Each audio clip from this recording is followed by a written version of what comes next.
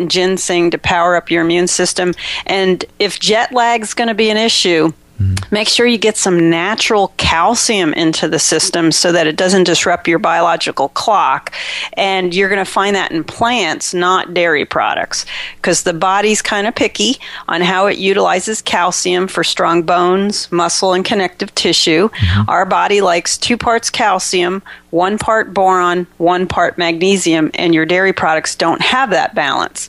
What you'll see in dairy products, Justin, is 10 parts calcium and a little bit of boron and no magnesium.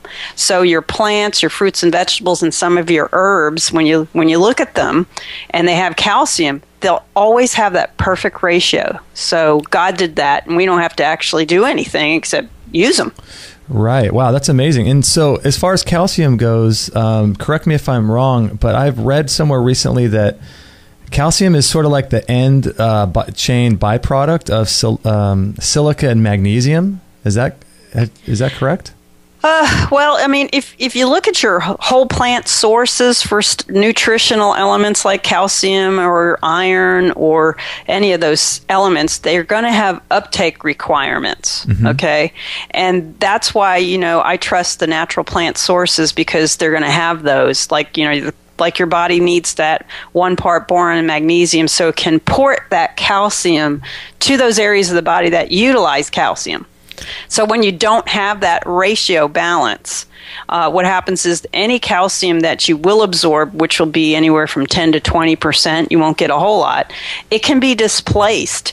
And you can get bone spurs, you can get gallstones, you can get, if you got plaque forming in the arteries and veins, it'll stick to that and make really strong arterial blockages for you. Oh, wow. So, yeah, I mean, I err on the natural side when I can, because when you look at a lot of these supplements out there, they got fillers in them, and a lot of those fillers create allergic reactions for folks.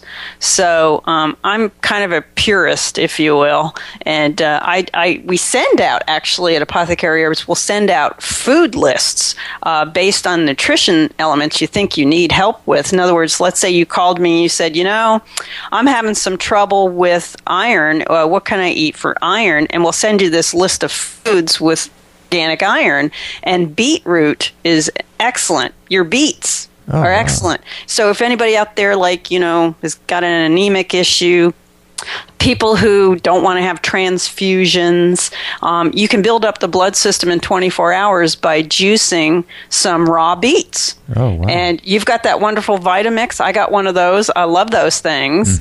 And what you could do is throw some raw beets, put the greens in too. Go ahead, throw it all in there. You can quarter them up, cut them up a little bit. Throw in some water, swish it around, purify it, and then strain out the bulky part and drink the juice. The juice is where it's at. The body doesn't have to work so hard absorbing the enzymes out of the juice, but it will have to work hard if you put that pulp in there. Yeah, the Vitamix is great too for that reason, because I'll take a little nut milk bag and, you got an instant juicer. If you take it on the road, you got a blender and a juicer. It's just great. I know. I mean, I got several of those things. I got a Champion juicer. That's my best friend, too. I love that thing. Strong motor, easy to clean, Right. Who wants to pick pulp out of parts, Nobody. I hear you. So I wanted to stick a little bit on this calcium issue, too, because there have been people I know that recommended, infusions. I know Susan Weed talks about doing a nettle root, comfrey, linden flower, oat straw, and red clover. And apparently that's supposed to help with osteoporosis.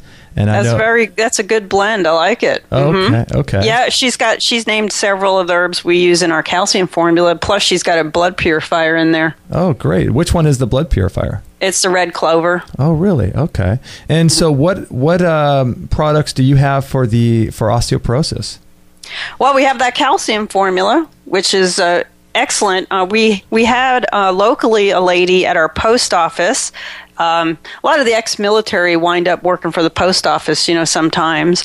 And she was real close to retirement, and she had a bone density test, and they scared the bejeebies out of her, saying that, her bones were like Swiss cheese. She's got to get on this Foxamax right away. And bless her heart, she did her homework on the medication and scared her that she didn't like the side effects. So she pulled me aside when she saw me at the post office. I mean, she practically jumped over the counter when she saw me.